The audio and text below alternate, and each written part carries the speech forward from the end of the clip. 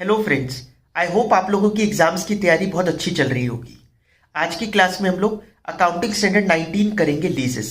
Paper के point of view से one of the most important accounting standard और बड़ा इंटरेस्टिंग भी है। तो आइए विदाउट वेस्टिंग टाइम शुरू करते हैं एएस 19 को।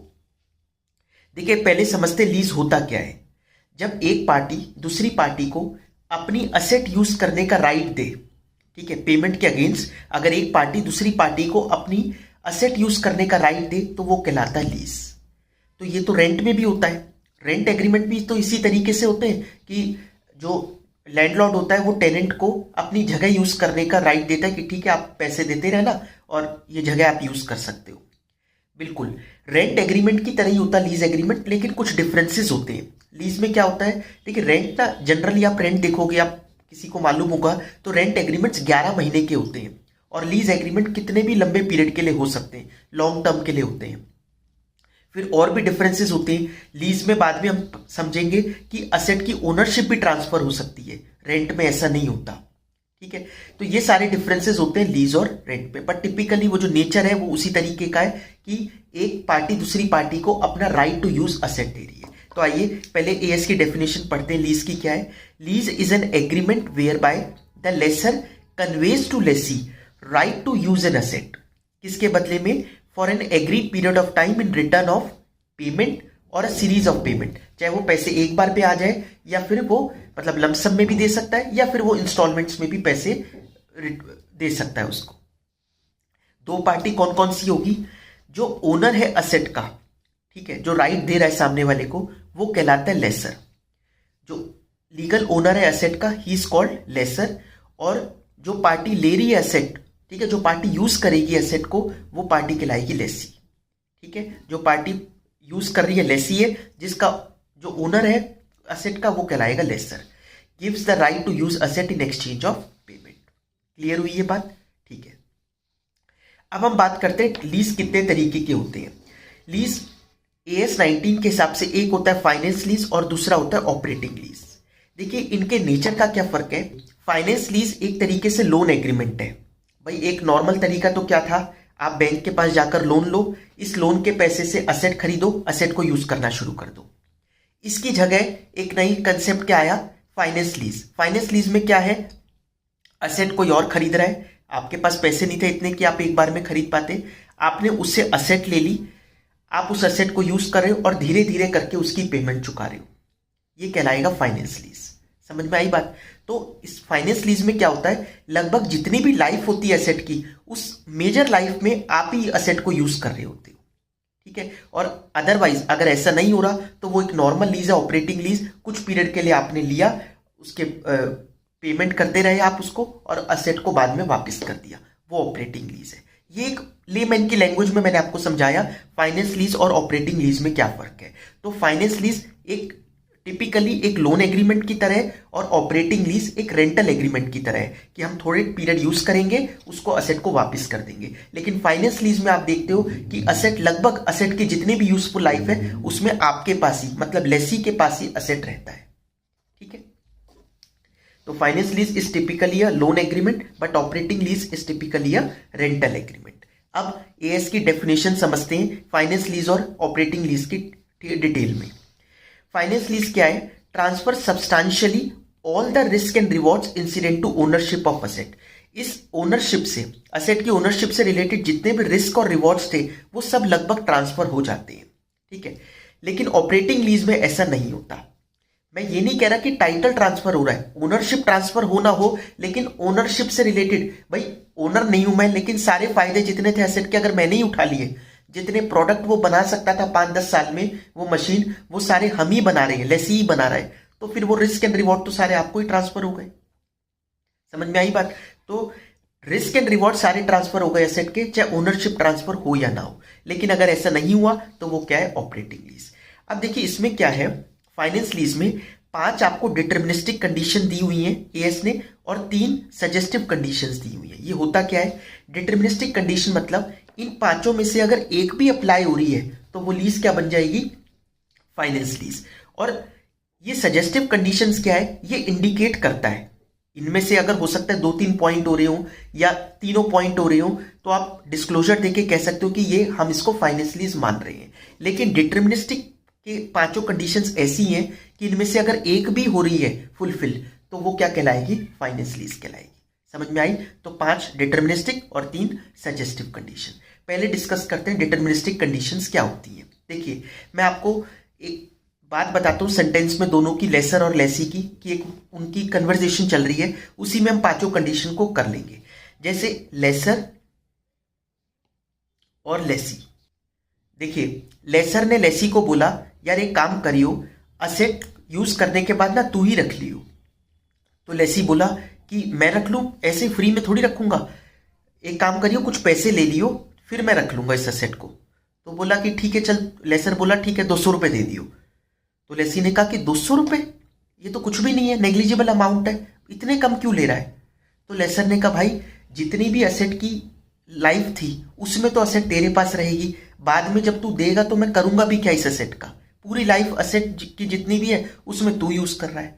अब लेसी को लगा कि यार ये एक ताना मार रहा है मेरे को, तो लेसी बोला भाई उसके बदले में मैं पेमेंट भी तो पूरी दे रहा हूं, जितनी एसेट की फेयर वैल्यू है सारी तो तूने मुझसे ही निकलवा ली, जो भी लीज पेमेंट्स मैं करूंगा उसमें। तो फिर लेसर ने कहा हाँ वो तो निकलवाता ही, क्योंकि मैंने इस असेट को तेरे लिए ही पूरा मॉडिफाई करा है। जैसे अगर आपको मालूम है कि अगर गाड़ी देनी है लीज पर, एक नॉर्मल गाड़ी दे रहे हैं लीज पर तो बात ठीक है, लेकिन लेसी को इस गाड़ी में रेस्टोरेंट चलाना था या बुक स्टोर चलाना था। आपने देखे आजकल गाड़ी के अंदर भी बुक स्टोर चलते हैं कि वो चलते हुए बुक स्टोर होते हैं, ठीक है, मूविंग बुक स्टोर्स। या फिर उसके अंदर एम्बुलेंस बनानी थी उस गाड़ी को, तो उसके लिए कस्टमाइज करवा दिया लेसर ने, और वो इस तरीके से मॉडिफाई करवाया कि अब सामने और आदमी नहीं ले सकते, क्योंकि वो लेसी के ही एक स्पेशल पर्पस था बिजनेस का, उसके लिए बनवाया। समझ में आई बात? मैं आपको फिर से रिपीट कर रहा हूं लेसर और लेसी की, इसमें पांचों कंडीशंस घुस गई, इसलिए मैं आपको ये बात बता रहा हूं। लेसर ने लेसी को कहा एक काम करियो, असेट यूज करने के बाद तू ही रख लियो, तू इसका ओनर है। तो लेसी ने कहा कि यार ऐसे क्यों, कुछ बदले में ले तो ले। तो लेसर कहता ठीक है 200 रुपये दे दियो। लेसी ने कहा बस इतने कम 200 रुपये? तो बोला हाँ क्योंकि पूरी लाइफ असेट की तो तू ही यूज करेगा उस असेट को। तो लेसी ने कहा भाई उसके बदले में पूरी फेयर वैल्यू भी तो तूने मुझसे ही निकलवा ली। तो लेसर ने कहा मैंने इसलिए निकलवा ली क्योंकि असेट मैंने तेरे लिए ही मॉडिफाई करी है। अब आप देखिए पांचों कंडीशंस को, इस कन्वर्सेशन में पांचों कंडीशन फुलफिल हो गई। Transfer ownership of asset to lessee by the end of the lease term, ownership transfer हो जाए या तो, पहली कंडीशन ये है। दूसरी कंडीशन क्या है, option to lessee to purchase asset at a price sufficiently lower than the fair value, बहुत कम पैसे में आप, चलो एक तो हो गया कि ओनरशिप वैसे ही ट्रांसफर हो जाएगी। दूसरी कंडीशन क्या हुई, बहुत कम पैसे में ट्रांसफर हो जाएगी, 200-400 रुपए लो, बहुत फेयर वैल्यू जितनी रहेगी उसकी एंड में उससे बहुत कम पर ट्रांसफर हो जाएगी। तीसरी कंडीशन क्या है, major part of economic life, asset की जो मेजर पार्ट है इकोनॉमिक लाइफ का उसमें तो लेसी के पास ही रहती है असेट, तो ये फाइनेंस लीज है। चौथी कंडीशन क्या है, कहते हैं at inception of lease present value of minimum lease payments amounts to at least substantially all the fair value, मतलब जितनी भी ये लीज पेमेंट है वो फेयर वैल्यू के बराबर है लगभग, ठीक है, कवर हो गई पूरी फेयर वैल्यू, उसने निकलवा ली सामने वाले से लेसर ने, ठीक है। और लीज्ड असेट, आखिरी कंडीशन क्या है, leased asset is of specialized nature such that only lessee can use it without major modifications बीच में, इस तरीके से उसको कस्टमाइज किया गया है कि केवल लेसी ही यूज कर सकता है, ठीक है, अगर किसी और को यूज करवानी है तो फिर उसको चेंज करनी पड़ेगी एसेट को। ये 5 कंडीशंस है, इनमें से अगर एक भी फुलफिल हो जाए तो फिर क्या बन जाएगी वो, फाइनेंस लीज। 3 कंडीशन सजेस्टिव है, ये इंडिकेशन देती है कि ये भी फाइनेंस लीज हो सकती है। क्या क्या है, lessee can cancel the lease, lessee lease को कैंसिल कर सकता है, और जो इसकी वजह से लेसर को लॉसेज होंगे वो कौन बियर करेगा, लेसी बियर करेगा। गेन और लॉस फ्रॉम फ्लक्चुएशंस, अगर रेजिडुअल वैल्यू में कोई गेन या लॉस आ रहा है, जो लास्ट में रेजिडुअल वैल्यू बचेगी उसमें अगर कोई फ्लक्चुएशंस आ रहे हैं तो वो कौन बियर करेगा, लेसी। ऊपर भी देखो लेसी बियर कर रहा है लॉस को, यहां भी लेसी बियर कर रहा है लॉस को। और lessee can continue lease for secondary period, ठीक है, जब लीज का पीरियड खत्म होगा तो फिर लेसी कंटिन्यू कर सकता है उस लीज को at substantially lower than market rent, इस रेंट पर, मतलब एक जो भी नॉर्मल रेंट होगा उससे कम रेंट पर, तो तीनों कंडीशंस ऐसी हैं जो सजेस्टिव कंडीशन है, जो इंडिकेट करती है कि ये क्या हो सकती है, फाइनेंस लीज हो सकती है। ठीक है, ऑपरेटिंग लीज क्या हुई? जो भी फाइनेंस लीज नहीं है वो ऑपरेटिंग लीज है। ठीक है, जिसमें substantially risk and rewards transfer नहीं हो रहे होते। आई होप आपको ये क्लियर हुआ होगा। आइए स्टडी मेट का एक क्वेश्चन देखते हैं हम। Classify the following into either operating और फाइनेंस लीज। आपसे कहते हैं बताइए ऑपरेटिंग है या फाइनेंस लीज है। Lessee has option to purchase the asset at lower than fair value at the end of lease term. जो भी फेयर वैल्यू है उससे कम पर असेट को परचेज करने का ऑप्शन है लेसी के पास। देखिए ऑप्शन तो है, ये तो मैंने कहा था ना, जैसे दोनों की कन्वर्सेशन हुई है कि ठीक है 200-400 रुपये दे दियो और खरीद लियो, तो ये कौन सी लीज कहलाएगी? Finance lease. लेकिन देखिए ये ना स्टार्टिंग में पता भी होना चाहिए, option to lessee to purchase asset at a price sufficiently lower than fair value, ये तो ठीक है।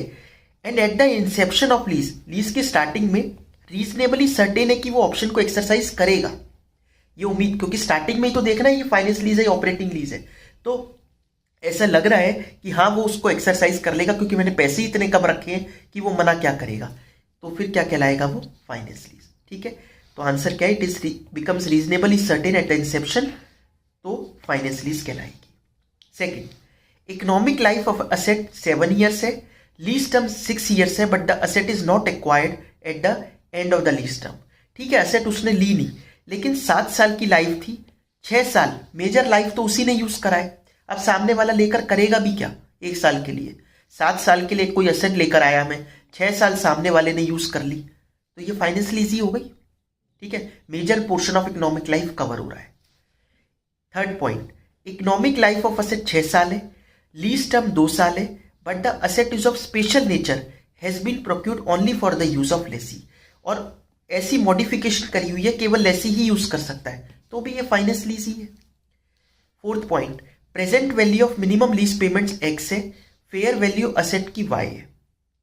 अब एक्स की वैल्यू क्या, वाई की वैल्यू क्या, ये तो नहीं पता, लेकिन अगर एक्स और वाई लगभग सेम है, ठीक है, मतलब मिनिमम लीज पेमेंट वाई को बहुत मेजरली कवर कर रही है, 95%, 96%, तो इस तरीके से कवर कर रही है, तो ठीक है, फिर ये फाइनेंस लीज है। लेकिन अगर दोनों में बहुत डिफरेंस है तो फिर वो फाइनेंस लीज ना होकर ऑपरेटिंग लीज है। ठीक है, the lease is a finance lease if X equal to Y, where X substantially equals Y. जहां सब्सटैंशियली लगभग इक्वल हो जाए वाई के तो ठीक है, तब ये फाइनेंस लीज है, अदरवाइज ये कौन सी लीज कहलाएगी? Operating lease. आई होप आपको ये क्लियर हुआ होगा। चलिए अब आगे बढ़ते हैं। अब कुछ इंपॉर्टेंट टर्म्स समझते हैं AS 19 की, जो आप जब प्रैक्टिकल क्वेश्चंस करोगे तो उसमें भी बहुत काम आएंगी। सबसे पहली टर्म है मिनिमम लीज पेमेंट्स। देखिए दो अलग अलग सिचुएशन हो सकती है, या तो लेसी असेट को रिटर्न कर देगा, वापस कर देगा यूज कर लेसर को, या फिर जब लीज एग्रीमेंट खत्म होगा उसके बाद उसको रिटेन करनी है असेट को, तो या तो रिटर्न करेगा या रिटेन करेगा, दोनों अलग अलग सिचुएशन है। पहली सिचुएशन हम करते हैं, if the Lesi will return the asset. अगर लेसी रिटर्न कर देगा असेट को तो मिनिमम लीज पेमेंट का मतलब क्या है? देखिए लेसी के लिए अलग मतलब है, लेसर के लिए अलग मतलब है। पहले बात करते हैं लेसी की। लेसी को कितनी लीज पेमेंट्स करनी है? देखिए लेसी अपने हिसाब से सोचेगा कि मुझे कितने पैसे देने हैं, लेसर अपने हिसाब से सोचेगा कि कम से कम मुझे कितने पैसे मिलने हैं, क्योंकि हम यहां पर वर्ड यूज कर रहे हैं मिनिमम। ठीक है, तो लेसी क्या सोच रहा है कि मुझे कम से कम कितने पैसे देने पड़ेंगे। एक तो पेमेंट ओवर लीज टर्म में जो उसको लीज रेंटल्स पे करने हर ईयर के ओवर द लाइफ जितना उसको वो यूज कर रहा है, प्लस अब देखिए क्या होता है, रेजिडुअल वैल्यू का मतलब क्या है? रेजिडुअल वैल्यू का मतलब है जब लेसी उसको असेट को यूज कर लेगा उसके एंड में रेजिडुअल वैल्यू कितनी बची असेट की। ठीक है, value at the end of the lease agreement, ये रेजिडुअल वैल्यू है। अब अगर लेसी ने कुछ गारंटी दी है इस वैल्यू को, जैसे मैं एग्जांपल लेता हूं, लेसर ने एस्टीमेट करा कि जब ये लेसी 8 साल के लीज एग्रीमेंट है, 8 साल यूज कर लेगा, उसके बाद एक एस्टिमेटेड है कि 50,000 रुपये इसकी रेजिडुअल वैल्यू बचेगी। उसको ऐसा लगता है, क्योंकि वो भी तो अनुमान लगा कि मेरे को वो वापिस कर रहा है तो मेरे कितने काम आएगी वो असेट, तो वो देख रहा है कि हाँ 50,000 रुपये की कीमत तो उसकी तब भी रहेगी, ऐसा लेसर को लग रहा है। अब ये बात उसने लेसी के साथ करी कि भाई मेरे को लगता है 50,000, तो लेसी कहता है चिंता मत करो, एक काम करता हूं 30,000 रुपये की तो मैं ही गारंटी दे देता हूं, 30,000 रुपये मैं ही आपको दे दूंगा, क्योंकि क्योंकि पूरे इतने साल तक मैं एसेट को यूज कर रहा हूं तो कुछ मेरी भी जिम्मेदारी है। मैं आपको वादा करता हूं कि 30,000 रुपए मैं दे दूंगा आपको। ये उसने गारंटी दे दी। अब इसमें मैं आपको दूसरी गारंटी भी समझा देता हूं। अब अगर लेसर को लगता है कि ये कम है गारंटी, ठीक है, ये गारंटी कम है 30,000 रुपये, मुझे तो इससे ज्यादा लगती है रेजिडुअल वैल्यू, तो वो किसी थर्ड पार्टी को भी इन्वॉल्व कर सकता है, जैसे इंश्योरेंस लेना। तो इंश्योरेंस ले लिया कि इस असेट की जो वैल्यू होगी इतने साल बाद मुझे इतनी चाहिए। अगर उसने इंश्योरेंस प्रीमियम उसका पे कर रहा है और ले रखा है इंश्योरेंस, तो हो सकता है उन्होंने गारंटी दी हो कि ठीक है कि हम 15,000 रुपये आपको दे देंगे। समझ में आई बात? तो 30,000 रुपये गारंटी किसने दी? लेसी ने। 15,000 रुपये किसी थर्ड पार्टी ने दी। टोटल गारंटीड रेजिडुअल वैल्यू कितनी हुई? 45,000। वैसे टोटल रेजिडुअल वैल्यू एस्टिमेटेड कितनी है लेसर के द्वारा? 50,000। तो अनगारंटीड रेजिडुअल वैल्यू कितनी हो गई? 5,000 रुपीज। आई बात समझ में आप लोगों को? रेजिडुअल वैल्यू के सबसे पहले रेजिडुअल वैल्यू उसने एस्टिमेट करी थी, मुझे लगता है 50,000 रुपये होगी। लेसी ने कहा ठीक है 30,000 रुपये तो मैं दे दूंगा। थर्ड पार्टी के पास गया, इंश्योरेंस कंपनी ने कहा कि 15,000 रुपये हम दे देंगे। 5,000 रुपये ऐसी है जो अनगारंटीड रेजिडुअल वैल्यू है। ये तीनों टर्म्स आपको समझ में आ गए। अब आगे बढ़ते हैं। देखिए गारंटीड रेजिडुअल वैल्यू हम बात कर रहे थे एमएलपी फॉर लेसी। लेसी के लिए क्या है? अब लेसी क्या चिंता करे उसने किससे इंश्योरेंस लिया है, क्या करा है, छोड़ो। लेसी अपना सोच रहा है। वो कह रहा है कि मुझे तो जितनी लीज टर्म लीज रेंटल्स देने हैं प्लस साथ में मैंने कितनी गारंटी दी है, guaranteed residual value by lessee और ऑन इट्स बिहाफ, या फिर उसके बिहाफ पर, मतलब उसके एजेंट ने दी जैसे। तो लेसी ने कितनी गारंटी दी रेजिडुअल वैल्यू की? Plus payment over lease terms. हम इसको जनरली जीआरवी भी बोलते हैं, गारंटीड रेजिडुअल वैल्यू। ठीक है, लेसर के हिसाब से सोचते हैं। लेसर क्या कह रहा है?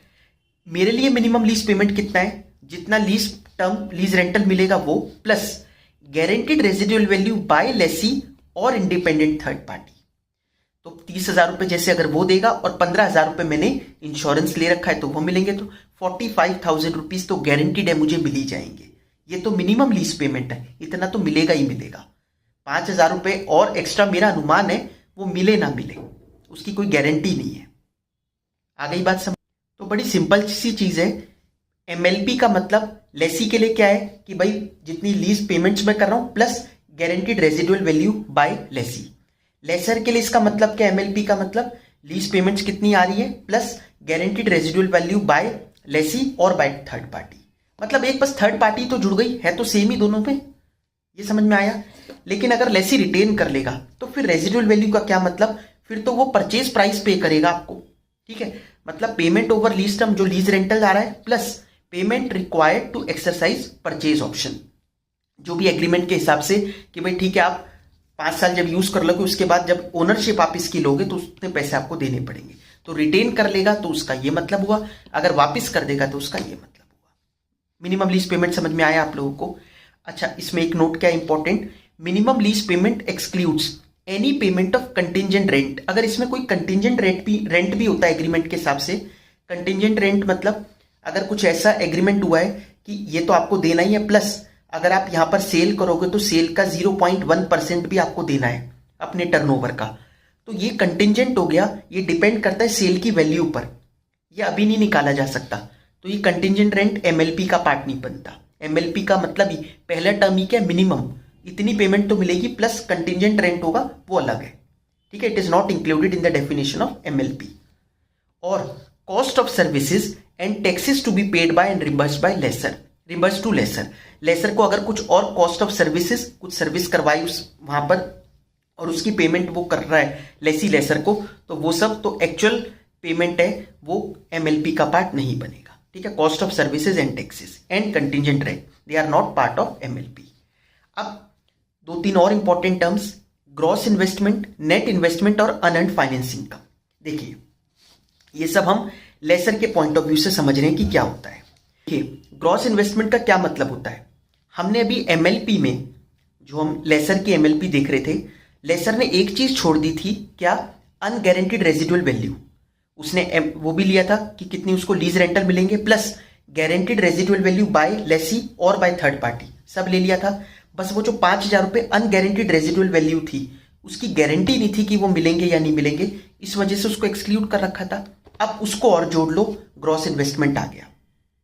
समझ में आई बात? बस ये ग्रॉस इन्वेस्टमेंट आ गया, मतलब कितना अपने ऊपर मिनिमम लीज पेमेंट लिया है प्लस अनगारंटीड रेजिडुअल वैल्यू, दोनों मिला के हमारा आ जाएगा ग्रॉस इन्वेस्टमेंट। तो सिंपल सा है, gross investment equal to MLP plus unguaranteed residual value. अब इसको अलग अलग तरीके से तो बोलते रहो फिर, जैसे क्या हम इसको ऐसे भी बोल सकते हैं, lease payments plus residual value, क्योंकि रेजिडुअल वैल्यू के दो पार्ट है, गारंटीड रेजिडुअल वैल्यू और अनगारंटीड रेजिडुअल वैल्यू। तो और आपको पता ही है lease payment plus guaranteed residual value MLP होता है। तो दूसरे तरीके से घुमा के बोल दिया, या हम ऐसे बोल सकते हैं, lease payment plus guaranteed residual value plus unguaranteed residual value. कैसे भी बोल लो, बात वही है। कहने का मतलब हमने MLP में अनगारंटीड रेजिडुअल वैल्यू और जोड़ ली, ग्रॉस इन्वेस्टमेंट हमारा आ गया कि हमारे को इतने पैसे, मतलब क्या हुआ ग्रॉस इन्वेस्टमेंट का, कि एक एस्टिमेट है कि लेसर को इतने पैसे मिलेंगे। ठीक है, हाँ, बस उसमें थोड़े पैसे की गारंटी नहीं है, क्योंकि उसमें अनगारंटीड रेजिडुअल वैल्यू भी जुड़ गई। बस उसको एक एस्टिमेट है कि इतने पैसे इस लीज से उसको मिलने वाले हैं। समझ में आई बात? अब हम बात करते हैं नेट इन्वेस्टमेंट क्या होती है और अनअर्न्ड फाइनेंस इनकम क्या होती है। दोनों को साथ में देखना पड़ेगा। एक एग्जांपल लेते हैं, जैसे मैंने 5 लाख रुपए की कोई असेट की फेयर वैल्यू थी, ठीक है, वो 5 लाख की है, वो मैंने लीज में दे दी और कहा आप मेरे को 5 साल तक 1.5 लाख रुपए देते रहो। ठीक है, 5 सालों तक हम उससे मांग रहे हैं 1.5 लाख रुपए। तो इसका मतलब हम टोटल उससे कितने रुपए मांग रहे हैं? 7,50,000 रुपीज। हमें सामने वाला 7.5 लाख रुपए देगा। वैसे ये चीज आज कितने की है? 5 लाख रुपए की, बट हम उसको 5 साल यूज करने को दे रहे हैं, तो 5 साल तक वो पेमेंट करेगा, एक बार में तो कर नहीं रहा, 5 साल तक कर रहा है, तो ऑब्वियसली इसमें कुछ इंटरेस्ट पोर्शन भी इंक्लूडेड होगा। ये तो बिजनेस का नियम है कि अगर आप आज कोई चीज ले रहे हो 5 लाख की और आप धीरे धीरे कर कर उसको पेमेंट करोगे तो इंटरेस्ट पोर्शन तो उसमें आएगा, इंटरेस्ट का एलिमेंट। तो इसमें हम इंटरेस्ट एलिमेंट भी ले रहे हैं। मोटा मोटा देखा जाए 1.5 लाख रुपए का इंटरेस्ट है। अब हमने कितने % इंटरेस्ट लिया? ठीक है, हमने कितने % इंटरेस्ट लिया, या फिर आप इसको, अगर आप फाइनेंशियल मैनेजमेंट आपने क्लासेस ली होंगी, इसका इंटरनल रेट ऑफ रिटर्न कितना है। मतलब ये जितनी भी इंस्टॉलमेंट्स आ रही है 1.5 लाख रुपए की 5 बार, हम इसको हिट एंड ट्रायल मेथड कर कर देखेंगे कि ये 5 लाख के इक्वल कौन सी वैल्यू पर हो रहा है, कौन सी % पर हो रहा है। तो एग्जांपल लेते हैं, 8% इसकी इंटरनल रेट ऑफ रिटर्न निकल के आई। ठीक है, क्या अगर हम 8% निकल के आ रही है, इसका मतलब क्या है? इसका मतलब इसके अंदर हमने 8% का इंटरेस्ट एलिमेंट डाला है। ठीक है, ये जो हमें पेमेंट मिलेगी इससे हम 8% का इंटरेस्ट कमाएंगे ओवर द लीज एग्रीमेंट। आई बात समझ में? अगर आपसे मैं कहूं ये 1.5 लाख रुपए जो आप 5 बार दे रहे हो, फर्स्ट ईयर में 1.5 लाख, फिर सेकंड ईयर में, इसकी प्रेजेंट वैल्यू निकालो, आज की वैल्यू।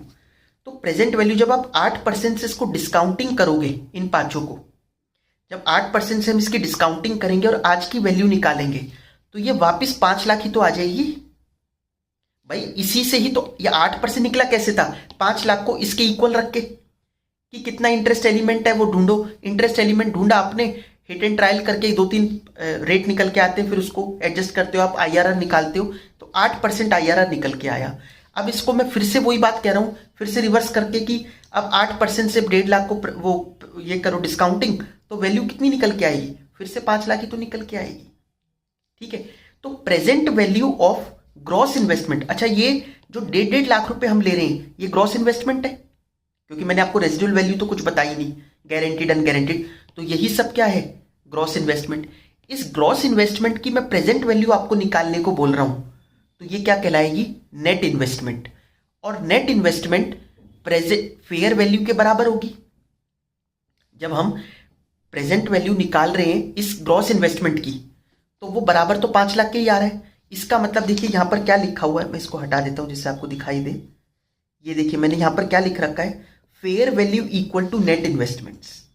नेट इन्वेस्टमेंट जो निकलती है वो कुछ नहीं होती, वो फेयर वैल्यू के ही इक्वल होती है। हाँ, कंडीशन क्या है? जब आप डिस्काउंटिंग रेट यूज करो, वो interest rate implicit in the lease होना चाहिए। मतलब 8% से डिस्काउंटिंग करोगे तब ये होगा। आप इंटरनल रेट ऑफ रिटर्न तो 8% है और डिस्काउंटिंग कर रहे हो 9% से, तो फिर थोड़ी मैच करेगा, तब थोड़ी फेयर वैल्यू नेट इन्वेस्टमेंट के बराबर होगी। समझ में आई बात? कहने का मतलब क्या हो रहा है, हम इससे सामने वाले से 8% का इंटरेस्ट कमा रहे हैं ओवर द लीज एग्रीमेंट। ठीक है, तो नेट इन्वेस्टमेंट क्या होता है? Present value of gross investment, या फिर ग्रॉस इन्वेस्टमेंट को हम बोल सकते हैं present value of lease payment plus guaranteed residual value plus unguaranteed residual value, क्योंकि ग्रॉस इन्वेस्टमेंट में तो अनगारंटीड भी इंक्लूडेड है।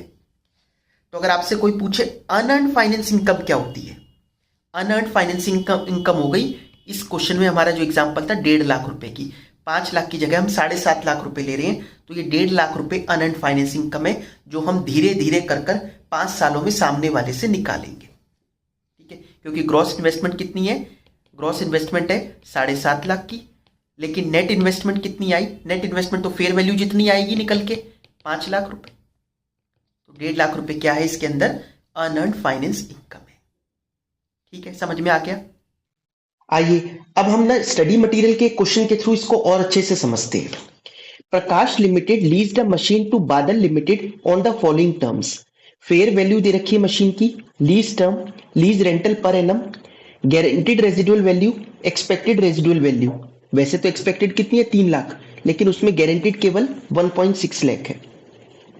इंटरनल रेट ऑफ रिटर्न है 15% का। Discounted rate for first year to 5th year are, ये आपको 5 सालों के डिस्काउंटिंग रेट दे रखे 15% से निकालकर।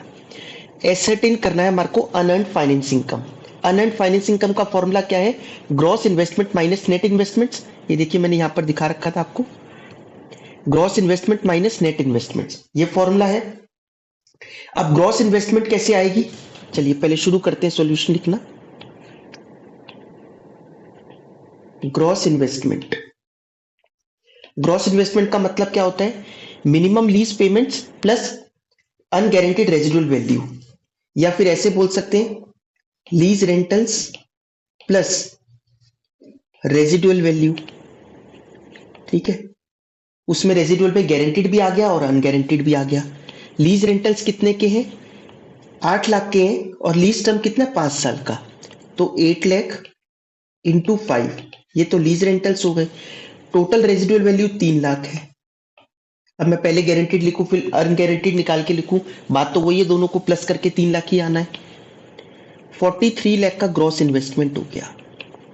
नेट इन्वेस्टमेंट निकालने के लिए, अब आप ये मत कहना नेट इन्वेस्टमेंट तो फेयर वैल्यू के इक्वली, देखिए ये तो लास्ट ऑप्शन है, हम लेंगे ही, बट आपको सारी इंफॉर्मेशन जब अवेलेबल है, ठीक है, हर ईयर का आपको डेटा दे रखा, लीज रेंटल इतने और प्रेजेंट वैल्यू, ये डिस्काउंटिंग रेट सबके गिवन है, तो आप प्रेजेंट वैल्यू निकालिए ना। नेट इन्वेस्टमेंट का फॉर्मूला क्या है? Present value of gross investment, तो प्रेजेंट वैल्यू निकालिए, उसके बाद उसको माइनस करके अनअर्न्ड फाइनेंसिंग कम आएगा।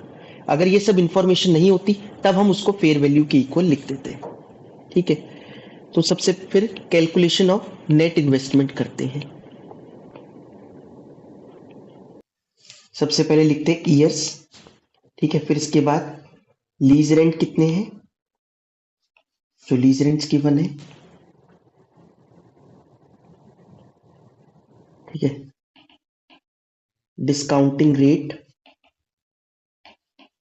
और फिर नेक्स्ट आ जाएगा प्रेजेंट वैल्यू। ये सब आप फाइनेंशियल मैनेजमेंट में करते ही हो। 1 2 3 4 5, कितना कितना लीज रेंटल है? 8 लाख रुपीस का।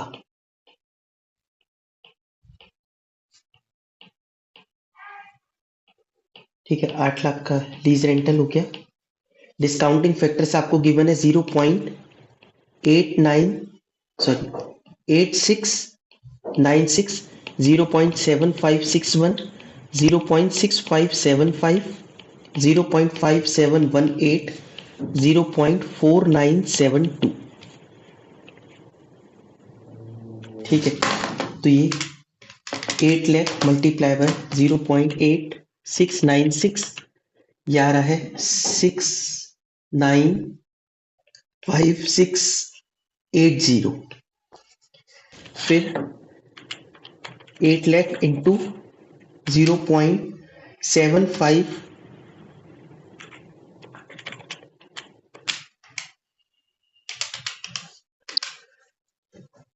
सिक्स 04880। नेक्स्ट है 8 लाख इंटू 0.6575, तो 5,26,000। 8 lakh into 0.5718, 457,440, 49,722, 8 lakh, 39,760,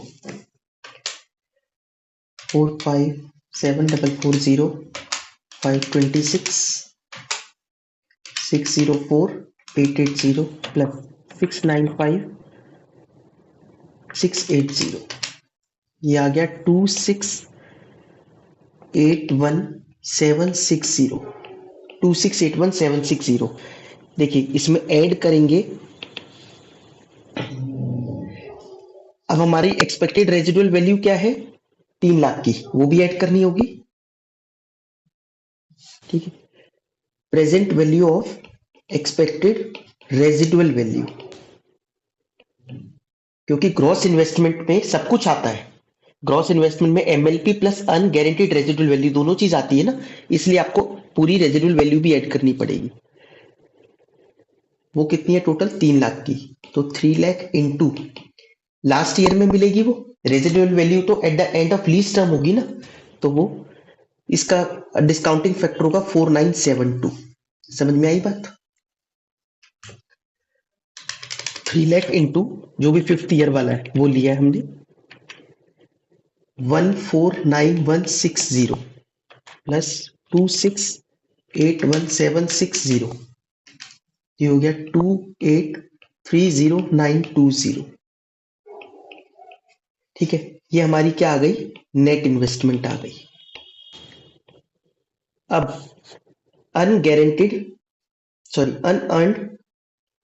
finance income निकालने के लिए अनअर्न्ड फाइनेंस इनकम कैसे निकलेगी, gross investment minus net investments, तो 43 लाख माइनस 28,30,920, ये आ रहा है ₹146,9080।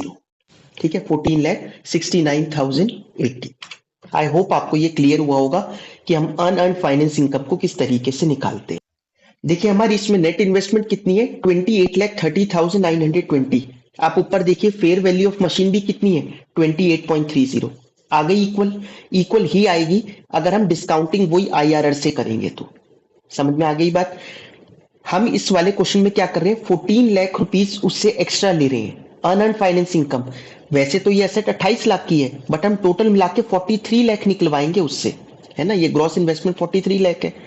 14 लाख रुपीस क्यों निकलवा रहे हैं, क्योंकि भाई वो पेमेंट हमें 5 सालों के अंदर करेगा, तो हम भी तो कुछ कमाएंगे उन 5 सालों में। ठीक है, हमारा पैसा भी ब्लॉक हो रहा है, तो 14 लाख रुपीस एक्स्ट्रा ले रहे हैं। अब इसको रिकॉर्ड कैसे करते हैं, वैसे जर्नल एंट्री के क्वेश्चंस ज्यादा नहीं आते पेपर में, लेकिन हम फिर भी एक बार समझ लेते हैं, एग्जाम पॉइंट ऑफ व्यू से चलेंगे, जिस टाइप के क्वेश्चंस आते हैं उसी को ही डिस्कस करेंगे। अगर हमारे को लेसर की बुक्स बनाने को बोल ही दे तो asset account debit to bank account, सबसे पहले फेयर वैल्यू पर वो अपने असेट खरीदी लेसर ने, फिर उस असेट को किस पे लगा दिया फाइनेंस लीज पर लगा दिया। तो जब भी वो फाइनेंस लीज पर भेज देता है असेट को, तो असेट अपनी बुक्स में रिकॉर्ड नहीं करता। आपने तो डिटरमिनिस्टिक कंडीशन देखी ही ना, जब जितनी उसकी एक्सपेक्टेड लाइफ असेट की लगभग पूरे पीरियड तो उसके पास रहती है लेसी के पास, तो हम अपने यहाँ असेट क्यों लिखें इसको, इसमें असेट हम रिकॉर्ड नहीं करते। क्या रिकॉर्ड करते हैं, लीज रिसीवेबल डेबिट और असेट यहां से अपने राइट ऑफ कर लेते हैं टू असेट। आई बात समझ में? किस वैल्यू से, जो भी नेट इन्वेस्टमेंट है लीज रिसीवेबल डेबिट, वही नेट इन्वेस्टमेंट फेयर वैल्यू के इक्वली आएगा, इसे हम इसको डेबिट कर लेंगे। अब 14 लाख रुपीस को हम ओवर द लीज टर्म धीरे धीरे कर कर रिकॉग्नाइज करेंगे।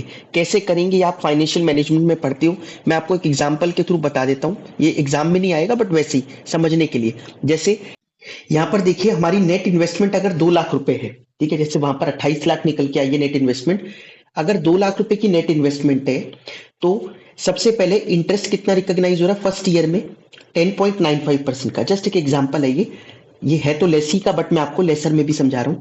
2 लाख में 21,900 रुपए का इंटरेस्ट है फर्स्ट ईयर में 2 लाख पर, लेकिन लीज रेंटल तो 50,000 रुपए आएगा। 50,000 आया, इसका मतलब बचे हुए पेमेंट उसने किस चीज की है, प्रिंसिपल की। 2 लाख रुपए में से कितने रुपए कम हो जाएंगे, 28,100 रुपए प्रिंसिपल के आ गए। ये कम करे तो 1,71,900 बच गया फर्स्ट ईयर के एंड में प्रिंसिपल। अब इस पर इंटरेस्ट लगेगा 171,900 पर, कितना लगा 18,823। लेकिन लीज रेंटल वही आएगा 50,000 रुपए। तो बचा हुआ उसने किसके पेमेंट करा, 31,700, ये 31,177 किस चीज की पेमेंट करी, प्रिंसिपल की पेमेंट करी। तो प्रिंसिपल इतना रिड्यूस होकर यहाँ बच गया 1,40,000 का। कहने का मतलब आप सबसे पहले असेट को रिकॉग्नाइज करोगे, जो आप लीज रिसीवेबल डेबिट करोगे वो कितने से कर दोगे, 28,30,000 रुपए से। अब 28,30,000 पर आप धीरे धीरे कर कर इंटरेस्ट लगाते रहोगे, टोटल मिला के इंटरेस्ट कितना लगाओगे, 14,69,000 का। और सामने वाला जो पेमेंट करता रहेगा वो इस 28 लाख की भी करेगा और 14 लाख की भी करेगा, जो मैंने आपको नीचे टेबल में दिखाया। आपको बनाने के लिए नहीं आएगा, चिंता मत करो, बस समझाने के लिए बता दिया कि कैसे ये इंटरेस्ट और प्रिंसिपल की पेमेंट आती रहती है। टोटल पेमेंट तो उससे 43 लाख की आनी है ना हमारे को, वो इस तरीके से आती रहेगी। ठीक है, हो सकता है इसमें से 43 लाख सारी पेमेंट उससे ना आनी हो, एक छोटा सा पोर्शन जो अगर किसी और से गारंटी ले रखी रेजिडुअल वैल्यू की तो उससे भी आएगा, थर्ड पार्टी से, बट मोस्टली पेमेंट लेसी ही करेगा लेसर को। एक और क्वेश्चन देखते हैं हम स्टडी मटेरियल का। B&P limited availed a lease from NNL limited, the conditions of the lease term are as under. ये कंडीशंस है, lease period is 3 years in the beginning of year 2009 for equipment costing rupees 10 lakh and has an expected useful life। उस asset की useful life कितनी है, 5 साल की, लेकिन lease period कितना है, 3 साल का। ठीक है, फेयर मार्केट वैल्यू 10 लाख रुपए ही है, मतलब जो कॉस्ट है वही मार्केट में वैल्यू, उसी पे आप खरीद के लाए थे। The property reverts back to the lessor on termination of the lease. जब लीज खत्म हो जाएगा तो प्रॉपर्टी वो वापस कर देगा लेसी लेसर को। अच्छा, unguaranteed residual value is estimated at 1 lakh at the end of year 2011। ठीक है, अनगारंटीड रेजिडुअल वैल्यू है ये। अनगारंटीड रेजिडुअल वैल्यू कितने की दे रखी है, 1 लाख रुपए की। मतलब उसको लगता है कि इतने पैसे और मिल जाएंगे, लेकिन किसी ने गारंटी नहीं दी इसकी, मिल भी सकते नहीं भी मिले। 3 equal annual instalments at the end of each year. Annual payments जो आ रही है वो 3 आ रही है equal equal at the end of each year. कितनी आ रही है अभी तक तो नहीं बताया क्वेश्चन ने। IRR को आप 10% कंसीडर कर लीजिए। कहता है present value of ₹1 due at the end of third year एट 10% rate of interest. Third year का तो 0.7513 है, और present value of annuity of ₹1 due at the end of 3 years। ये एन्यूटी वाला दे रखा है, एन्यूटी मतलब क्यूमुलेटिव दे रखा है, फर्स्ट ईयर, सेकेंड ईयर और थर्ड ईयर का। वो हम आपको FM में आप पढ़ते हो, वो तब लगाया जा सकता है जब इंस्टॉलमेंट इक्वल अमाउंट की हो। जैसे यहां पर है तीनों इक्वल इंस्टॉलमेंट्स है, तो वो एक अमाउंट लो, मल्टीप्लाई बाय आप एन्यूटी से कर दोगे तो तीनों की प्रेजेंट वैल्यू का टोटल आ जाएगा। ठीक है, अदरवाइज जैसे आपने ऊपर किया था 8 लाख 8 लाख 5 बार लिखो, मल्टीप्लाई करो हर ईयर के प्रेजेंट वैल्यू से। आप क्या कर सकते थे, आप 5 साल का annuity rate low, multiply by 8 lakh कर दो, तो भी वही वैल्यू आती है ना। तो वो यहां पर गिवन है। कहते हैं state whether the lease constitute finance lease and also calculate unearned finance income. कहते हैं बताओ क्या ये फाइनेंस लीज है या नहीं है, और अनअर्न्ड फाइनेंस इनकम और निकालो।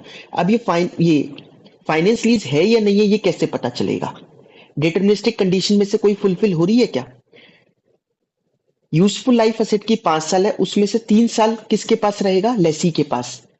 3 of 5 कितना हो गया, 60%। मतलब 60% जो पीरियड है, मोस्ट मेजर पीरियड जो होगा असेट का, वो तो कौन रखेगा, लेसी। तो हम इसको क्या मान सकते हैं, finance lease. Since the asset, या ऐसे लिखते हैं, since the lease period of 3 years is 60% of the useful life of asset, the lease constitutes कौन सी लीज, फाइनेंस लीज। ठीक है, 50% से कम होता तो फिर तो मेजर पीरियड, फिर वो ऑपरेटिंग लीज ही बनता ना, मेजर पीरियड में तो लेसर के पास ही रहता फिर। तो ये क्या है, फाइनेंस लीज है। अब आपसे कहता है अनअर्न्ड फाइनेंस इनकम निकालो, निकाल लेते हैं। फॉर्मूला क्या है, gross investment minus net investment.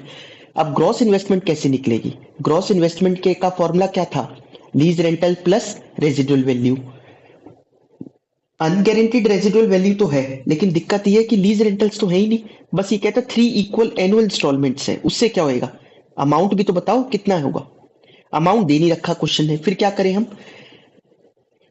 Net investment निकल सकती है क्या? अब नेट इन्वेस्टमेंट भी निकालने के लिए प्रेजेंट वैल्यू तो उसी की लेंगे, ग्रॉस इन्वेस्टमेंट की। लेकिन एक तरीका है, 10 लाख रुपए फेयर वैल्यू है, तो मैंने आपको कहा था कि जब इंफॉर्मेशन हो तो आप प्रेजेंट वैल्यू निकालो, जब नहीं है तो मजबूरी में आपको फेयर वैल्यू की इक्वल ही रखना पड़ेगा। फेयर मार्केट वैल्यू कितनी गिवन है? 10 लाख, यही नेट इन्वेस्टमेंट है। तो fair value equal to net investment, ठीक है। तो हम कह सकते हैं नेट इन्वेस्टमेंट जो होगी वो कितनी आ जाएगी? 10 लाख रुपीस की। अब नेट इन्वेस्टमेंट का फॉर्मूला क्या होता है? Present value of lease rentals, जो भी लीज रेंटल्स है उसकी present value, plus present value of residual value equal to ₹10 lakh. मैंने नेट इन्वेस्टमेंट की वैल्यू को खोल दिया, लेकिन लीज रेंटल भी तो नहीं है। एक काम करते हैं, let the annual lease rentals be X. Annual lease rentals को एक्स मान लेते हैं। अब एन्यूटी वाला जो तीनों सालों का प्रेजेंट वैल्यू है, डिस्काउंटिंग फैक्टर है, वो कितना है? 2.4868। डिस्काउंटिंग फैक्टर है 2.4868 इंटू एक्स। तो प्रेजेंट वैल्यू लीज रेंटल्स की आ गई, प्लस अनगारंटीड रेजिडुअल वैल्यू कितनी है? 1 लाख रुपए की। उसकी प्रेजेंट वैल्यू कैसे निकालोगे? मल्टीप्लाई करोगे थर्ड ईयर का, क्योंकि थर्ड ईयर के एंड में मिलेगी ना वो, तो 0.7513 0.7513 इक्वल टू किसके बराबर होगा? 10 लाख के। ठीक है, तो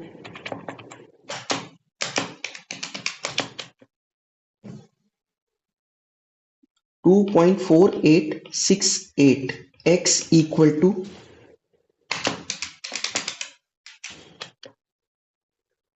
924870। ठीक है, ये वाली फिगर यहां चली गई, माइनस हो गई, तो x की वैल्यू कितनी निकल कर आई? 2 डिवाइडेड 2.4868, ये आ गई 371,911.693 है, तो 70 भी लिख सकते हैं या 69 भी लिख सकते हैं, कुछ भी लिख लेना। 2 डेसिमल तक तो लेके जाना ही इसको।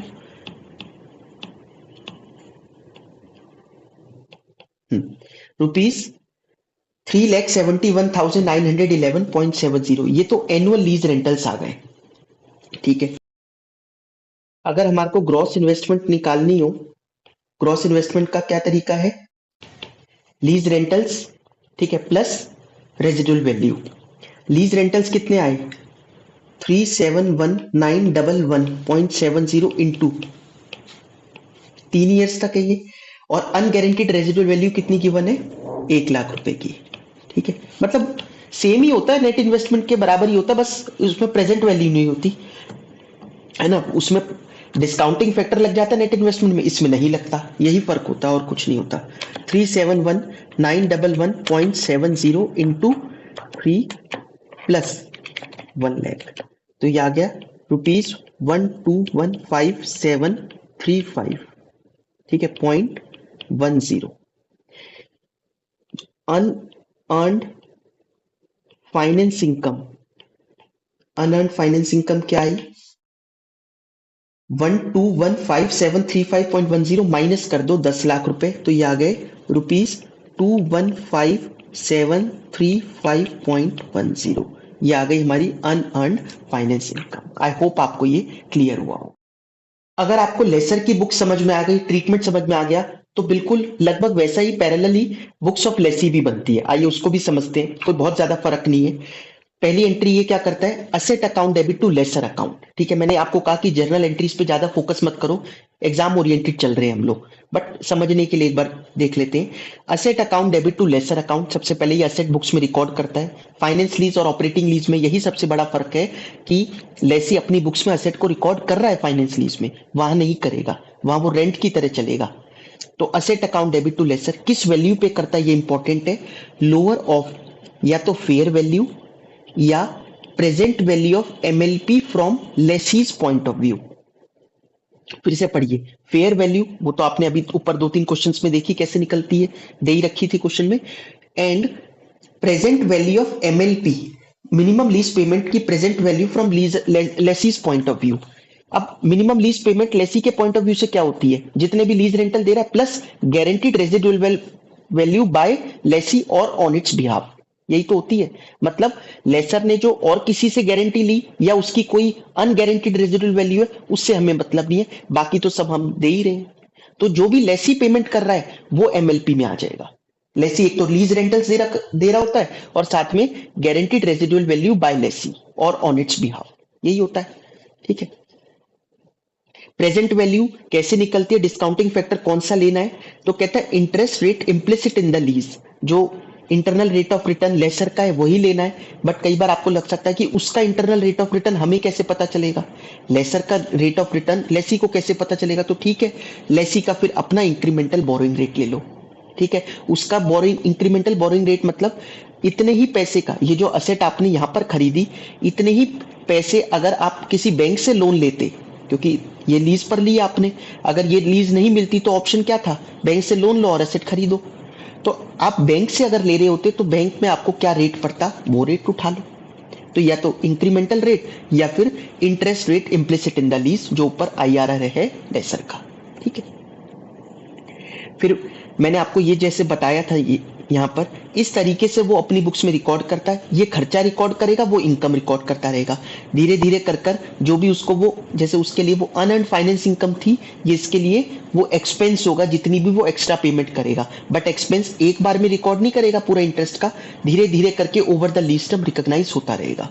फाइनेंस चार्जेस टू लेसर, ये इस साल का रिकॉर्ड करा, इस साल की इंस्टॉलमेंट पेमेंट करी लेसर टू बैंक, फिर इस साल का फाइनेंस चार्जेस पी&एल में ट्रांसफर करा। जैसे ये टेबल में ये फाइनेंस चार्ज हर बार का अलग अलग निकलता रहेगा, ये ट्रांसफर होता रहेगा। वैसे टोटल इंटरेस्ट कितना लग रहा है इसको, 75,000 रुपए का। ठीक है, क्योंकि 2 लाख रुपए की चीज के लिए वो कितनी पेमेंट कर रहा है, 2,75,000 रुपए, वो धीरे धीरे करके बुक्स में रिकॉर्ड हो रहा है। डेप्रीसिएशन एसेट पर कैसे होगा, अगर लेसी उसको रिटेन कर लेता है अपने पास, फिर तो यूजफुल लाइफ पर ही होता है, जैसे पीपी हमारा AS10 कहता है। लेकिन अगर आप लेसर को रिटर्न कर दोगे बीच में ही, तो फिर लीज टर्म अगर कम का है, मतलब जो भी कम है, यूजफुल लाइफ और lease term which ever is less, उसके हिसाब से आप डेप्रीसिएशन को रिकॉर्ड करोगे। ठीक है, MCQ पूछा जा सकता है इसका। समझ में आ गई बात, ये होती है लेसी की बुक्स। आइए एक क्वेश्चन देखते हैं लेसी की बुक्स का। Illustration 1, S square private limited has taken machinery on finance lease from SK limited, इसने ली है मशीन, इसका मतलब ये लेसी हो गया। The information is as under, कहता है लीज टर्म तो 4 साल का है, फेयर वैल्यू 20 लाख रुपए की है, लीज रेंटल 6,25,000 रुपए देना है eight the end of year, her year के एंड में 6,25,000 रुपए पर एनम है ना। गारंटीड रेजिडुअल वैल्यू इतनी है, एक्सपेक्टेड रेजिडुअल वैल्यू लेसर को इतनी है, इम्प्लिसिट इंटरेस्ट रेट कितना है 15% का, डिस्काउंटिंग रेट्स ये 15% के हिसाब से डिस्काउंटिंग फैक्टर ये दे रखे हैं। कहते हैं calculate the value of lease liability as पर AS19, जो पहली लीज लाइबिलिटी रिकॉर्ड करोगे, asset account debit to lessor, lessor की लाइबिलिटी रिकॉर्ड हो गई ना यहाँ पर, कहते हैं वो बताओ कितनी होगी। ठीक है, और इसका क्या इंपैक्ट पड़ेगा बैलेंस शीट और P&L पर eight the end of first year. आइए तो लीज लाइबिलिटी निकालते हैं। लीज लाइबिलिटी कैसे निकलेगी, लोअर ऑफ फेयर वैल्यू और and present value of MLP from lessee's point of view. Fair value तो क्वेश्चन में गिवन नहीं है, बस हमारे को क्या निकालना है, मिनिमम लीज पेमेंट की प्रेजेंट वैल्यू। तो निकालते हैं, ये ईयर, अब मिनिमम लीज पेमेंट्स कितनी होगी वो देख लीजिए। ठीक है, डिस्काउंटिंग रेट कितना आएगा, प्रेजेंट वैल्यू निकल कर आ जाएगी।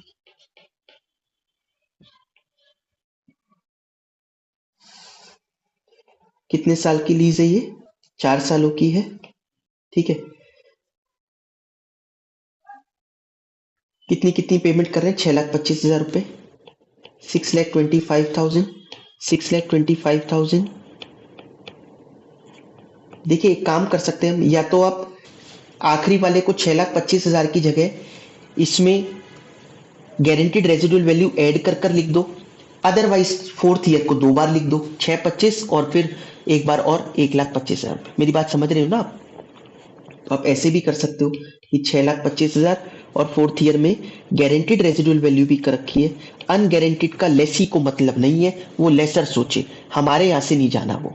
लेसी की लेसी उसकी पेमेंट नहीं करेगा। तो डिस्काउंटिंग फैक्टर क्या क्या है? 0.8696, 0.7561, 0.6575, 0.5718, 0.5718। इसके हिसाब से ये प्रेजेंट वैल्यू एमएलपी की निकल कर आ रही है। कितना है? 6,25,000 इंटू 0.8696। तो पहला आ रहा है 543,500, फिर है 6,25,000 इंटू 0.7561, तो ये आ रहा है 472562.50 भी है। ठीक है, 6,25,000 इंटू 0.6575, तो ये आ गया 410937.50। फिर है 6,25,000 इंटू 0.5718, तो ये आ गया 357375, 357375।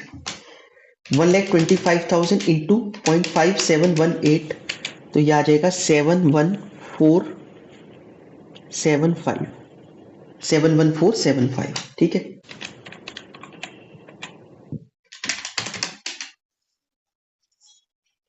आइए अब इसको ऐड कर लेते हैं। 472562.50, 410937.50 प्लस 357375 प्लस 71475, ये आ गया 1,855,850। ठीक है, ये प्रेजेंट वैल्यू आ गई एमएलपी की। ठीक है, present value of minimum lease payments. लेकिन फेयर वैल्यू कितनी है? फेयर वैल्यू है 20 लाख रुपए की। सो लीज लाइबिलिटी एज पर AS19 के हिसाब से लीज लाइबिलिटी कितनी हुई? विच एवर इज लेस कितना है? 1,855,850। क्लियर हुई ये चीज आप लोग? तो हमसे कहता है कि बताओ इसका बैलेंस शीट P&L पर क्या इंपैक्ट पड़ेगा लाइबिलिटी का। तो लाइबिलिटी का P&L पे तो क्या इंपैक्ट पड़ेगा? उस पर ही पड़ेगा, बैलेंस शीट पर ही। तो एंट्री क्या होगी? Record asset account debit to, और वैसे मशीन है तो मशीन ही लिखिए आप इसको, machine account debit to lessor कौन है, किससे खरीदा है? SK limited, SK limited 1,855,850। ठीक है, बीइंग असेट या being machine taken on lease, lease पर मशीन ली है। क्लियर हुआ? अगर ये लीज लाइबिलिटी ज्यादा आती, 21 लाख रुपए आती, तब हम कितने से रिकॉर्ड करते? 20 लाख से। विच एवर इज लेस से रिकॉर्ड करना है। इसके बाद नेक्स्ट होता है ऑपरेटिंग लीज। जो भी फाइनेंस लीज नहीं है वो ऑपरेटिंग लीज के अंदर आता है। फाइनेंस लीज एक लोन एग्रीमेंट की तरह हो गया, क्योंकि हम सामने वाले को असेट लगभग पूरी लाइफ के लिए दे देते हैं जितनी उसकी यूजफुल लाइफ है।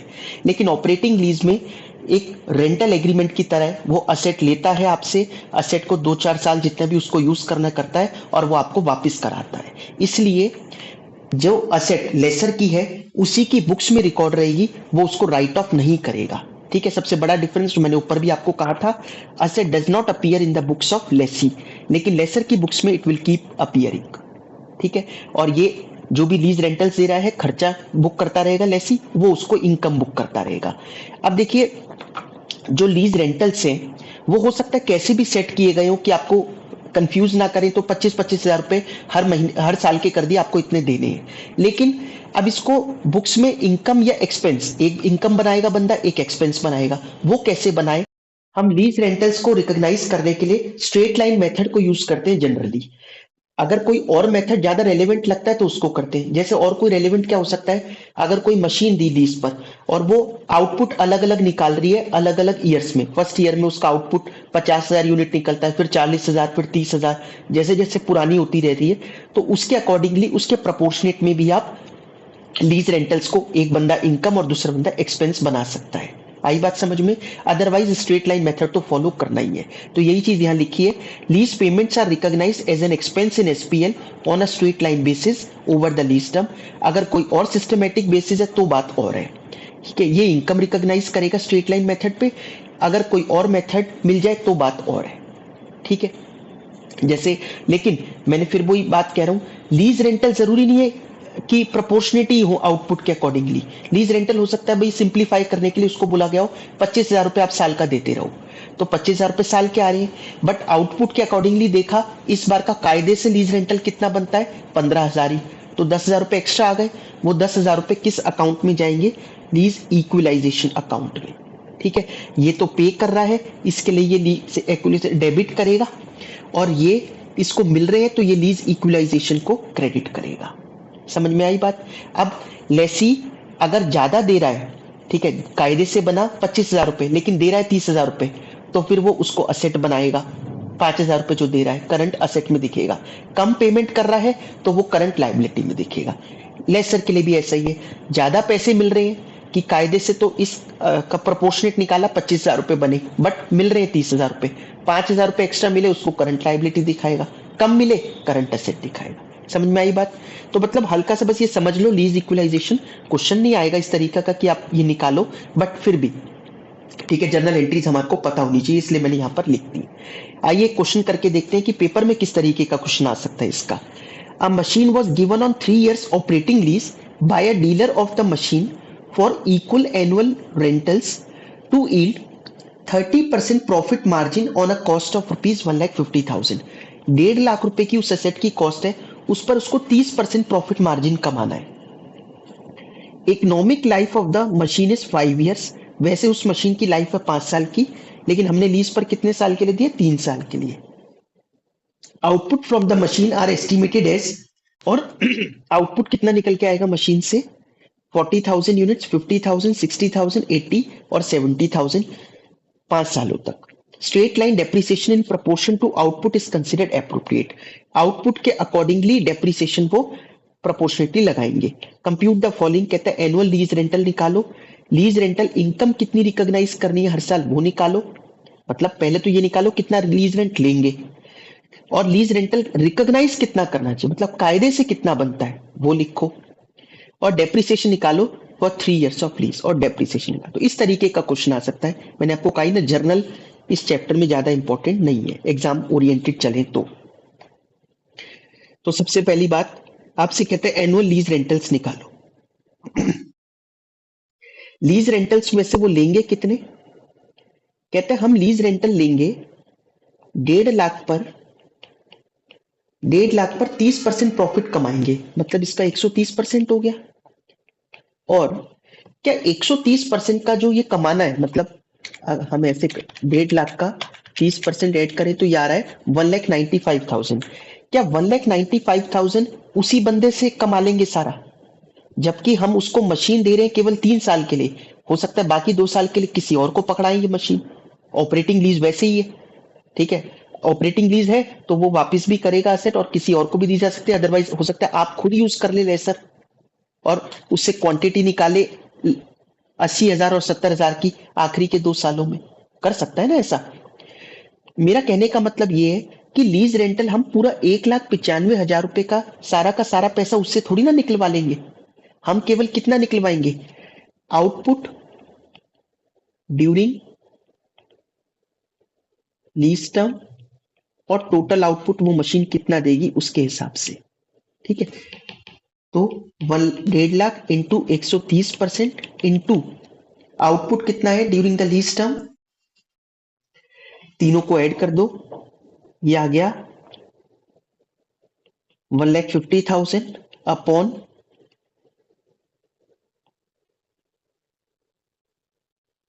3 लाख, है ना।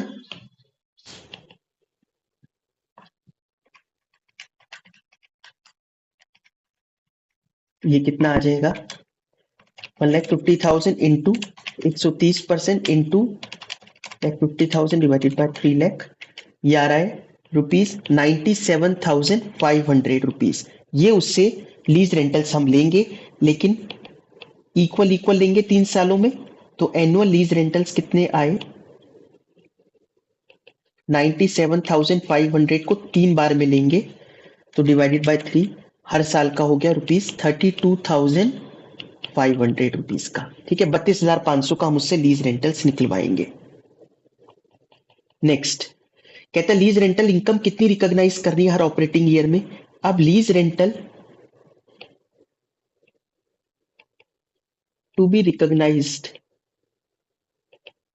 इन द रेशियो ऑफ, किस रेशियो में रिकॉग्नाइज करनी है उसको, 40,000, 50,000, 60,000, मतलब 4:5:6 में। ठीक है, तो फर्स्ट ईयर में, सेकेंड ईयर में और थर्ड ईयर में।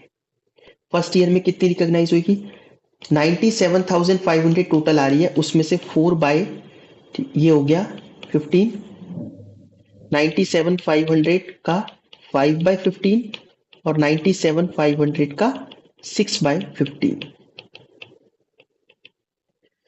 97,500 डिवाइडेड बाय 15 करके छोड़ दो, ये आ रहा है 6,500। तो 6,500 इंटू 4, ये हो गया 26,000 रुपए। ये हो गया 32,500 रुपीज। ये हो गया ₹39,000। ठीक है, ये लीज रेंटल रिकॉग्नाइज करने हमारे को 3 सालों में। डेप्रिसिएशन पूछता कितना करना है, depreciation for 3 years of lease, तो depreciation is to be apportioned in the ratio of, किस रेशियो में अपोर्शन होगा, कितने साल है इस एक की असेट में, ये असेट की लाइफ है 5 सालों की, 5 सालों की उसकी लाइफ है, तो 5 सालों में उसको अपोर्शन करना पड़ेगा। 5 सालों का मतलब हो गया 4:5:6:8:7। आप बात को समझ रहे हो। आप कहोगे कि सेकंड में तो आपने 3 साल का लिखा, इसमें 5 साल लिख दिया, ऐसा क्यों कर रहे हैं। बिल्कुल करेंगे, क्योंकि लीज रेंटल 3 ही साल आने, लीज की टर्म 3 साल की है, बट असेट की डेप्रिसिएशन तो असेट की लाइफ के हिसाब से लगती है ना, तो वो 5 सालों की है, उसके हिसाब से लगाएंगे हम। बट आपसे तो केवल फर्स्ट, सेकंड और थर्ड ईयर का डेप्रिसिएशन पूछा है। असेट की कॉस्ट कितनी है, 1.5 लाख की, तो 1,50,000 इंटू 4 बाय, इसका टोटल कर लीजिए कितना आ रहा है, शायद 30 था ना मैं, हाँ 4/30, 1,50,000 इंटू 5/30 और 1,50,000 इंटू 6/30, ये हम लोग निकाल लेते हैं। आप 1.5 लाख डिवाइडेड बाय 30 कर छोड़ दो, ये आ रहा है 5,000। तो 5,000 इंटू 4, 20,000, 25,000, 30,000। ठीक है, 20,000, 25 लिख दीजिए, वरना कोई क्वांटिटी ना समझ जाए। 20,000 रुपए, 25,000 रुपए, 30,000 रुपए, इस तरीके से हम डेप्रिसिएशन को रिकॉग्नाइज करेंगे। समझ में आई बात।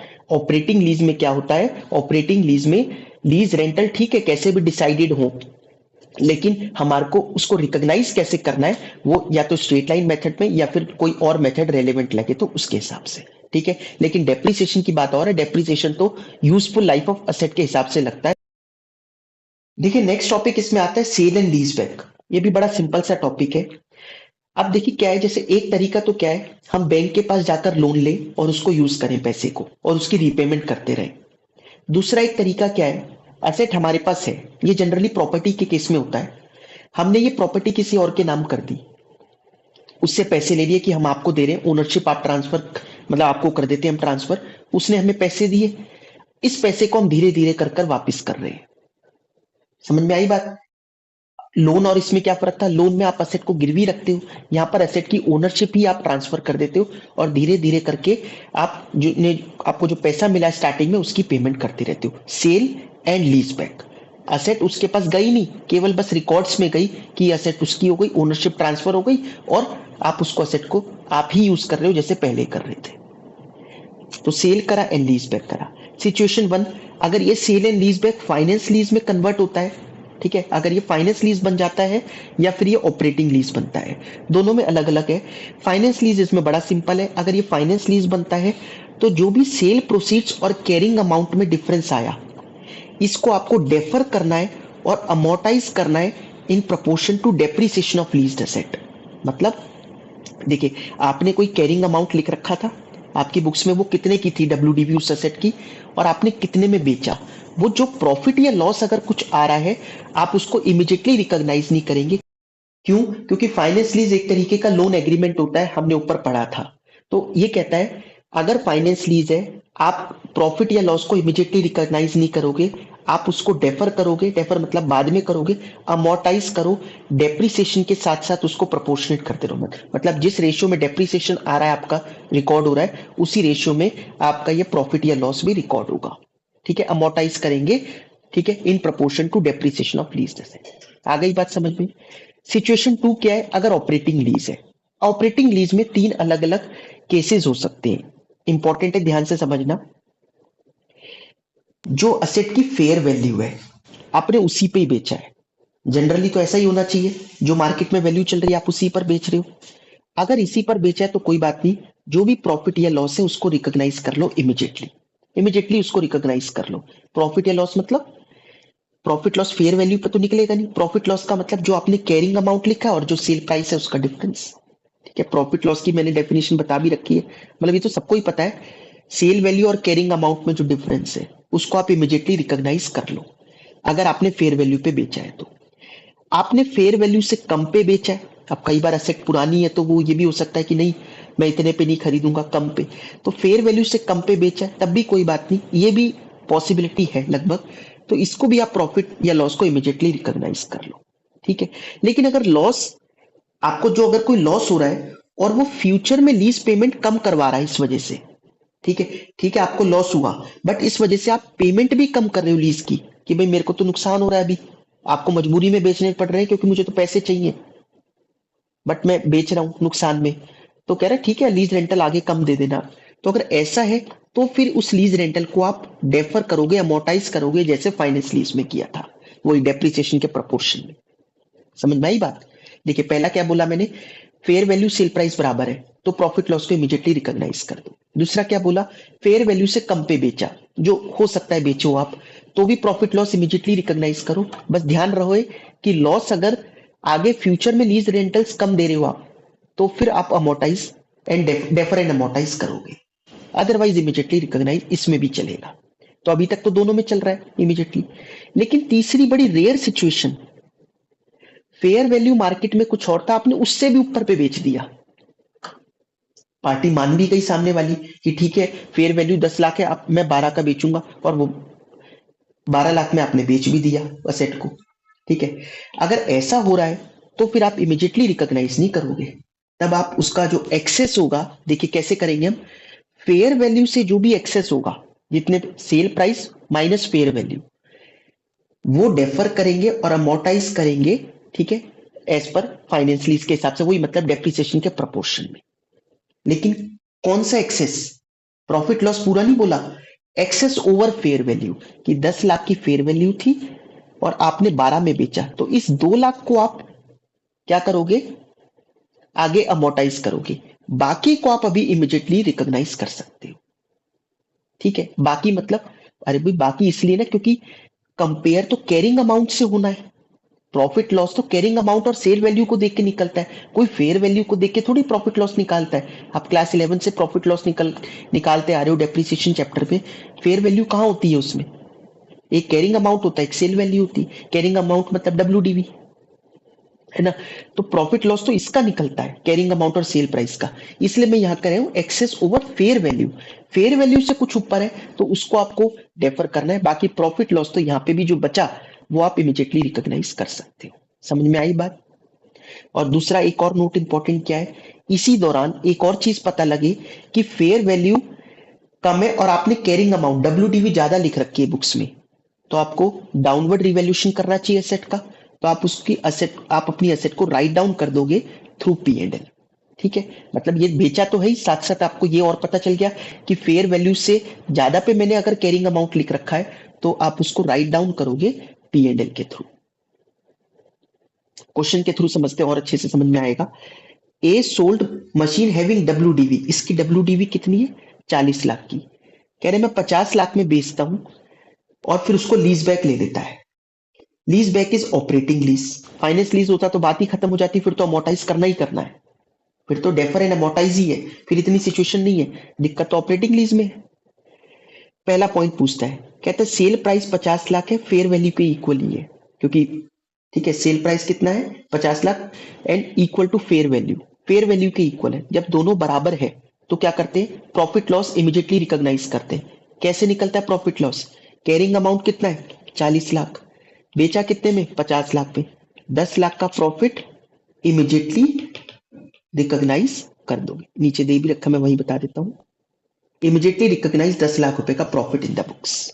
ठीक है, फेयर वैल्यू 60 लाख है, फेयर वैल्यू 60 लाख, बेचा आपने 50 में, ये भी चलता है, कम में बिकता है वैसे भी एसेट क्योंकि पुरानी हो सकती है। तो 50 में बेचा कम, ठीक है, प्रॉफिट लॉस जो है इमीडिएटली रिकॉग्नाइज करो। क्या हो रहा है, प्रॉफिट हो रहा है लॉस हो रहा है, प्रॉफिट हो रहा है, इमीडिएटली रिकॉग्नाइज कर देंगे। ठीक है, तो 10 लाख रुपए के प्रॉफिट को इमीडिएटली रिकॉग्नाइज कर दिया। गलती से 20 लाख मत लिख देना, मैं बार बार कह रहा हूं। प्रॉफिट लॉस का मतलब क्या होता है, कैरिंग अमाउंट और सेल वैल्यू का difference. Third, fair value 45 lakh है, सेल प्राइस है 38 लाख। आपने फेयर वैल्यू से कम पे बेचा, बेच सकते हो, है ना। फेयर वैल्यू से कम पे बेचा, तो अगर कम पे बेचेंगे प्रॉफिट लॉस इमीडिएटली रिकॉग्नाइज करो। प्रॉफिट हो रहा है लॉस हो रहा है, कैरिंग अमाउंट कितना है 40 लाख, बेचा आपने 38 लाख में, तो 2 लाख का लॉस हो रहा है। लेकिन एक लाइन और लिख देना कि भाई अगर ये लॉस फ्यूचर में लीज रेंटल्स कम हो रहे हैं उस वजह से, आपने सामने वाले को मना लिया कि यार मैं, मेरा लॉस हो रहा है, मजबूरी है, लॉस बियर करना पड़ रहा है, तो उसने कहा ठीक है लीज रेंटल आगे कम दे देना, तो फिर आप उसको डेफर करोगे, अदरवाइज इमीडिएटली रिकॉग्नाइज कर लोगे। ठीक है, यही बात यहां लिखी है। फेयर वैल्यू 40 लाख है, आपने 50 में बेच दिया, ये बड़ी रेयर सिचुएशन है, मार्केट की वैल्यू से भी ज्यादा पे बेची आए आप, तो फिर फेयर वैल्यू से जितना एक्सेस है उसको आप क्या करोगे, अमोर्टाइज करोगे। तो फेयर वैल्यू से कितना एक्सेस है, तो 10 लाख रुपए का जो प्रॉफिट है उसको तो आप क्या करोगे, अमोर्टाइज करोगे। वैसे देख लेते कितने का है टोटल। ठीक है, डब्ल्यू है 40 लाख की और आप उसको बेच रहे हो 50 लाख में, तो 10 लाख रुपए का है और बचा तो कुछ भी नहीं। टोटल 10 लाख का ही प्रॉफिट था, वो 10 लाख का आप अमोर्टाइज कर रहे हो। समझ में आ गई बात। तो 10 लाख का डेफर एंड अमोर्टाइज होगा ओवर द लीज टर्म। अगर कुछ रिमेनिंग बचता तो वो हम उसको इमीडिएटली रिकॉग्नाइज करते, इसमें कुछ बचा ही नहीं। ई पॉइंट में देखिए, फेयर वैल्यू 46 लाख है, आपने उससे भी ज्यादा में बेच दिया 50 लाख में। फेयर वैल्यू 46 लाख थी और आप 50 लाख में बेचे, ज्यादा पे बिका है, तो over the excess over fair value, fair value से ओवर कितना है 4 लाख रुपए, इसको तो आप अमोर्टाइज करोगे। ठीक है, और दूसरी बात, 40 की चीज आपने 50 लाख में बेची है, टोटल प्रॉफिट कितने का हुआ 10 लाख, उसमें से 4 लाख तो अमोर्टाइज कर रहे हो, 6 लाख तो आप इमीडिएटली रिकॉग्नाइज कर लो, तो रिमेनिंग प्रॉफिट जो 6 लाख का है वो आप इमीडिएटली रिकॉग्नाइज कर लोगे। आई बात समझ में। Last point, fair value 35 lakh की है, सेल प्राइस आपने 39 लाख करा, फिर वही बात, फेयर वैल्यू से कहीं ज्यादा पे कर दिया, एक्सेस जो 4 लाख का है इसको आप अमोर्टाइज करोगे। ठीक है, और अब इसको कंपेयर करेंगे हम किससे, डब्ल्यूडीवी से। 39 लाख में बेचा, 40 लाख की उसकी डब्ल्यूडीवी है, तो टोटल लॉस कितना हुआ 1 लाख का। हम तो वैसे ही 4 लाख अमोर्टाइज कर ही रहे हैं, तो रिमेनिंग कोई प्रॉफिट तो बचा नहीं। लेकिन एक बात क्या है, 40 लाख की डब्ल्यूडीवी और आप बेच रहे हो, उस फेयर वैल्यू है उसकी 35 लाख, 35 लाख की चीज को आपने बुक्स में 40 लाख दिखा रखा है, बिल्कुल गलत कर रखा है। 5 लाख आप उसको राइट डाउन करोगे, तो 5 लाख आप क्या करोगे, राइट डाउन करके इमीडिएटली P&L में रिकॉग्नाइज करोगे। तो 5 लाख आपने इमीडिएटली रिकॉग्नाइज करे, और 4 लाख रुपए का जो एक्सेस प्रॉफिट है वो अमोर्टाइज हो रहा है। 5 लाख का लॉस, 4 लाख का ठीक है प्रॉफिट, तो अल्टीमेटली 1 लाख का लॉस है। देखिए 1 लाख का ही लॉस निकल के आ रहा है, 40 लाख और 39 लाख, तो वो नेट ऑफ तो हो ही रही है। आ गई बात समझ में? कोई दिक्कत तो आप लोग डाउट पूछ सकते हो।